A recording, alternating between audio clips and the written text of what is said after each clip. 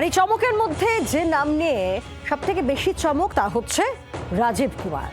রাজীব কুমার, আপনাদের মনে থাকবে কয়েকদিন আগেই কেন্দ্রীয় প্রতিমন্ত্রী সুকান্ত মজুমদারকে মানহানির মামলা করার চিঠিও তিনি দিয়েছিলেন। সেক্ষেত্রে কেন্দ্রীয় শিক্ষা প্রতিমন্ত্রী সুকান্ত মজুমদার তার কি রিয়াকশন শোনাবো।